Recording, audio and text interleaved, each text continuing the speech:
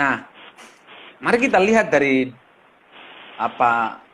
sisi kedokteran atau medis. Dikatakan begini, dari orang yang loyo atau lemas itu gini, bisa diserang dari dua aspek. Bisa dari aspek psikis, psikologinya, atau emosionalnya, tapi juga bisa dari aspek fisik. Dari aspek psikis itu orang itu loyo atau lemes bisa karena depresi. Ya. Depresi dalam artian gini, suasana hati. Dia selalu menganggap dirinya sebagai korban, dia selalu menganggap dirinya itu nggak berharga, dia selalu menganggap bahwa kayaknya dia orang yang paling malang di dunia, walaupun nggak tinggal di kota Malang, kira-kira gitu. Nah itu orang yang sedang depresi, ya kan? Dia selalu menyalahkan dirinya, dia merasa dirinya paling rendah, ya, walaupun dari segi fisik dia paling tinggi, tetapi dia merasa diri paling rendah. Rendah artinya apa? Dia nggak punya nilai gitu loh, rendah dalam artian ini. Kayaknya kok dia nggak bernilai ketika dia berdampingan dengan temannya. Kayaknya kok dia orang yang paling nggak sukses. Atau dia orang yang paling tidak berhasil. Makanya dia minder, merasa rendah diri atau tidak berharga.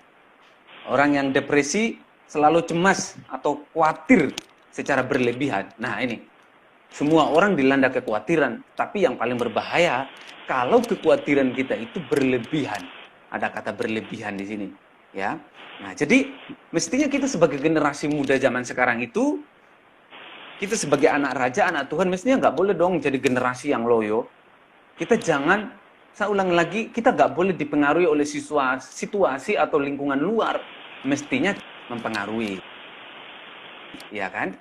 Alkitab mengatakan kamu harus jadi garam dan terang. Ya kan? Siapa sih orang yang nggak butuh garam dan terang, Monica?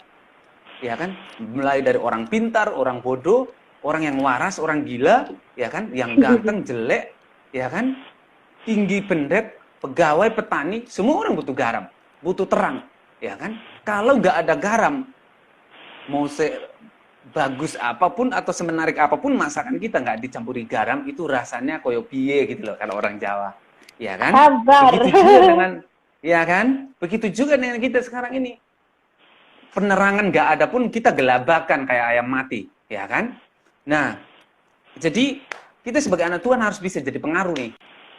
Kita nggak boleh dipengaruhi oleh lingkungan, kita nggak boleh dipengaruhi oleh situasi yang walaupun sekarang ini bumi sedang dilanda oleh penyakit yang sangat berbahaya, kelihatannya kecil tetapi punya dampak yang besar. Nah, kita sebagai anak Tuhan bawa pengaruh nih, ya kan?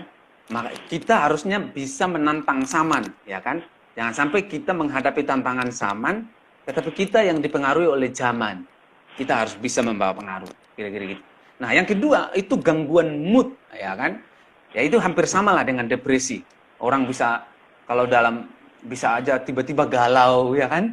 Tiba-tiba hujan atau angin, tiba-tiba nggak bisa ngomong gitu loh, diam 1000 bahasa, ya kan? Tiba-tiba, kamu kenapa?